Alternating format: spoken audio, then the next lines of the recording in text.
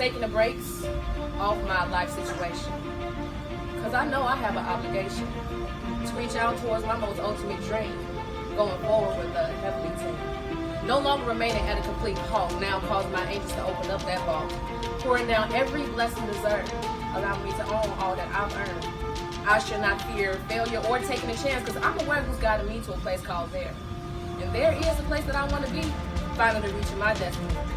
So I have been charged to take a stand, living on purpose now in high demand, because I made a decision to live beyond the true definition of the nature of the flesh.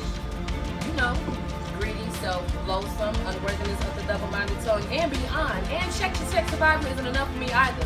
Always living a life of stress and worry and wonder which bill is more important than which, because one is all we can afford to pay, passing on the sin of our death down to our offspring. The American dream, right? Nah, I'm not down with that. You see, this world is good as mine as it is yours, grasping hold of all things God has in store, rising above the stereotypical truth that not every man can live their dream. You see, it all starts with a thought. One thought to rise above and break free from that negative bondage. So, seeing it is already done, I'll keep going with a smile and a tune. Because of my faith and works, my needs are met in advance. And my enemies, well, they don't stand a chance. I'ma get mine, no matter how rough it gets. They say never say no. I'ma tell you this, I'll never wave my flag. I'll never quit.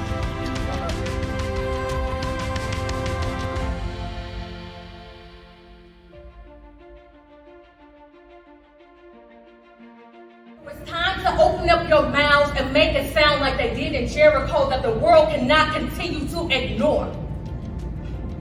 And even in the midst of loss, you must be willing to stand up again, go someplace, do something great, even achieve the things that your own family said that you can't reach. Now, this is not about what they did or didn't do, because we all must be held accountable. Fear must be diminished from our communities once and for all, so you must be willing to stand tall for what is right, which knows no color or reputation. We must learn to stand on the same vibration so we can save the next generation. Woo!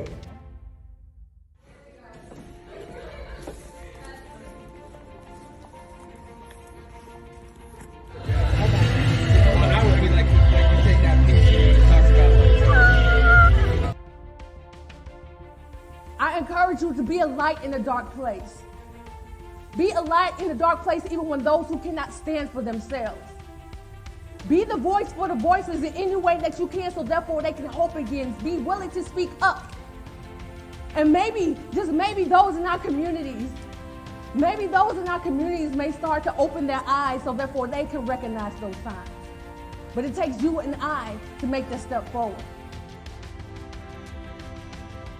You are treasure. It does not matter where you've been. It doesn't matter what you've done. It doesn't matter what the world has labeled you as. That is not the Lord's truth, because his mind towards you is of good and not of evil. He knew you before he formed you in the womb. His plan for you is solid, and he would chase after you with every power in him without a second thought, because he's a lover of your soul and wants to make you whole. Thank you, Lord. And guess what?